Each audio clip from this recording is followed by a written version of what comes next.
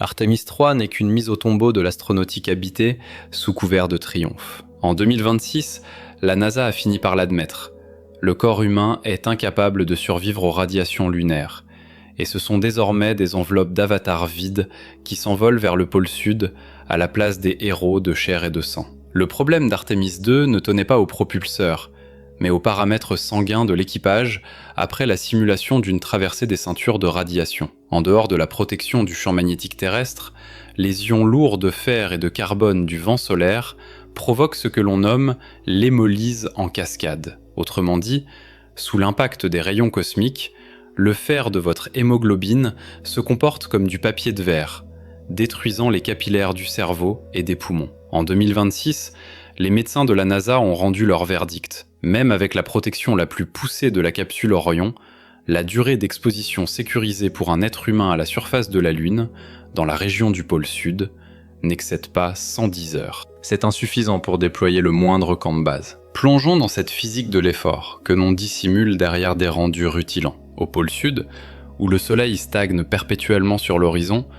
le rayonnement neutronique secondaire issu du régolithe lunaire engendre un effet de micro-ondes radiatives. Chaque impact de particules hautement énergétiques sur la molécule d'ADN de l'astronaute n'entraîne pas seulement une mutation, mais une rupture physique de la double hélice que les mécanismes de régénération de l'organisme, en 2026, sont impuissants à réparer. Les ingénieurs se heurtent à un dilemme. Bâtir un vaisseau aux parois de plomb épaisses d'1 mètre qui ne décollera jamais de la Terre, ou admettre que la Lune est un territoire interdit à la vie carbonée. C'est précisément ici qu'intervient Artemis 3 sous sa véritable, et non sa publicitaire apparence. En 2026, l'accent s'est déplacé vers les plateformes de téléprésence. Il est question des robots de la série H1, dont la cinématique se trouve intégralement synchronisée avec la combinaison d'un opérateur sur Terre. À quoi bon ?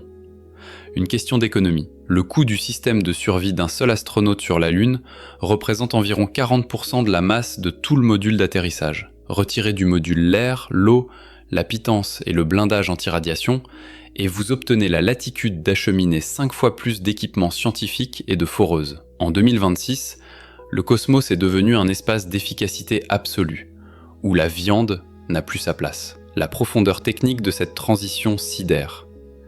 Les ingénieurs ont dû affronter un temps de latence de 2,6 secondes dans la transmission des signaux, soit le laps de temps requis par une onde radio pour accomplir l'aller-retour vers la Lune. Dans les tourments topographiques du pôle Sud, où chaque faux pas d'un avatar se chiffre à 2 milliards de dollars, ce décalage s'avère fatal. La réponse est venue du domaine des interfaces neuronales. En 2026, les systèmes de pilotage d'Artemis ont été pourvus de modules de commande prédictives articulés sur l'intelligence artificielle.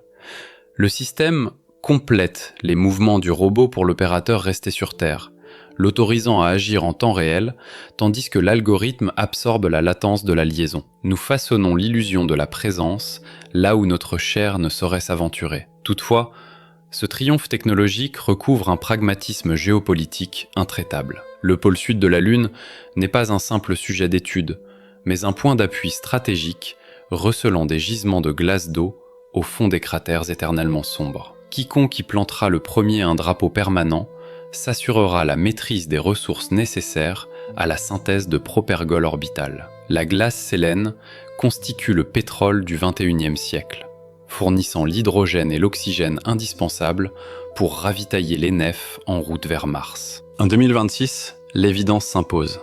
Dépêcher des hommes sur place équivaut à gaspiller des vies pour des gains d'image, alors que des robots avatars peuvent œuvrer durant des lustres sans relève, sans repas et sans crainte de l'irradiation. Artemis 3 s'est mué en une conquête territoriale, où les commanditaires s'affalent dans les salons feutrés de Houston, tandis que leur double mécanique borne la propriété du régolithe. La géopolitique de 2026 verse de l'huile sur le feu. La Chine et les États-Unis ne s'affrontent plus pour la Lune, mais pour s'arroger l'exclusivité du contrôle neuronal de l'orbite. Celui qui déploiera le premier un réseau de téléprésence stable empochera un avantage définitif. La guerre de demain ne se résumera pas à des échanges de missiles, mais à un duel d'avatars télécommandés depuis des sanctuaires inviolables. Artemis 3 matérialise le baptême opérationnel du dispositif Avatar Strike. Si l'on s'enclôt ainsi sur la Lune, C'est pour masquer l'implantation de capteurs de surveillance universelle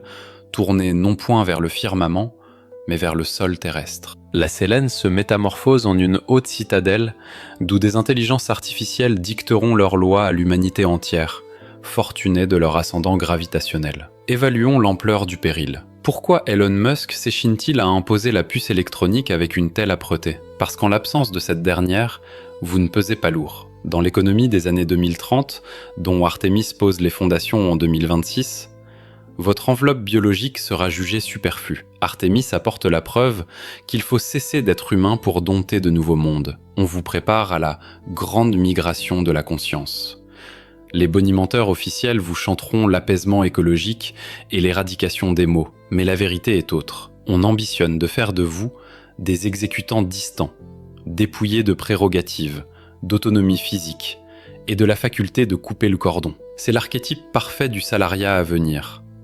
L'exécutant gît en un lieu, son effort s'accomplit ailleurs, et sa responsabilité se trouve gommée par la ligne de code. Pourquoi la NASA s'obstine-t-elle à psalmodier mission habitée, alors qu'en 2026, la carlingue d'Orion n'emporte que des bêtes serveurs? Une question de subside. Le contribuable décaisse plus volontiers son obol pour le pas de l'homme sur la Lune que pour renouveler les puces d'un terminal lointain. C'est le coût marketing le plus prodigieux de l'histoire astronautique. Nous consommons le spectacle d'astronautes magnifiques, tandis que la besogne effective est accomplie par l'aluminium et le silicium. Nous entretenons le mythe du pionnier pour absoudre des fortunes englouties dans l'érection d'une infrastructure automatisée dont le commun des mortels demeurera exclu à jamais. Amplifions le propos par le prisme de l'intégration industrielle. Dès 2026, les technologies forgées pour Artemis 3 ont essaimé dans l'extraction sous-marine et l'effacement des catastrophes industrielles terrestres. La Lune fait office de banc d'essai pour façonner un monde où le labeur de la chair est supplanté par la téléprésence. C'est l'oraison funèbre de la main-d'œuvre. Dès l'instant où vous pouvez gouverner un manipulateur de haute précision sur la Lune au travers des parasites et des latences, vous pouvez régir n'importe quel coin de la planète depuis l'autre bout du globe. Une fois de plus, le cosmos agit en détonateur de mutations qui voueront des millions d'individus au chômage structurel. Le métier d'opérateur d'avatar deviendra l'ultime bouée de sauvetage dans un univers où se rendre en personne à l'ouvrage sera relégué au rang d'anachronisme. Bilan existentiel de l'année 2026. Nous n'avons point conquis l'espace, nous l'avons sous-traité aux machines. Artemis consacre la faillite de nos songes coloniaux, hérités de la science-fiction des 60s. Jamais l'humanité n'investira les astres sous son enveloppe biologique actuelle. Nous serons de ceux qui pilotent des drones depuis les profondeurs planétaires. C'est rationnel, c'est prudent, mais cela nous arrache cette étincelle d'audace qui habitait Magellan ou Gagarine. Nous devenons une engeance de voyeurs, lorgnant les étoiles au travers d'objectifs de caméra, exempts du moindre frisson face au froid du vide. La mission Artemis 3 a tranché le débat sur la prédominance biologique de l'homme. Il apparaît que notre limite s'arrête aux stations sous la garde du bouclier magnétique terrestre. Au-delà, c'est le domaine exclusif du silicium.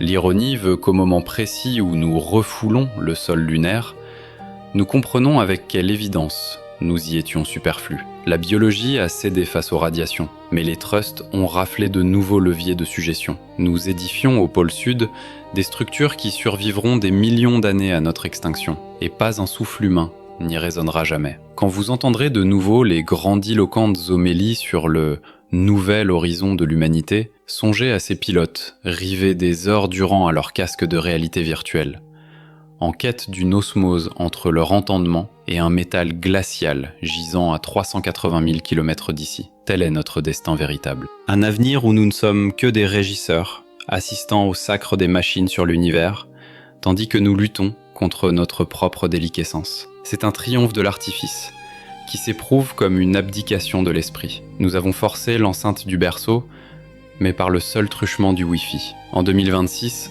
le cosmos n'est plus un songe. C'est une clause d'un cahier des charges. Et dans cette nomenclature, la mention « être humain » se voit flanquée de la note à remplacer par un équivalent plus performant. Nous ne volons pas vers les étoiles. Nous ne faisons qu'étendre l'aire de service de notre réseau, convertissant la Lune en un simple concentrateur de données. Nous ne sommes plus les héros, mais les administrateurs du néant. J'attends vos réflexions en contrebas. Artémis constitue-t-elle un accomplissement si jamais la semelle d'un vivant ne se pose pas sur la Sélène? Ou devons-nous admettre que l'épopée des pionniers de chair s'est éteinte avec l'ultime voyage d'Apollo? Peut-être ne faisons-nous que dresser les décors d'une civilisation promise à nous succéder. Déposez vos arguments ci-dessous. Et souvenez-vous, l'image sur la dalle est toujours plus nette que la réalité derrière la visière. Le temps de la biologie est révolu. L'ère des systèmes s'ouvre à nous.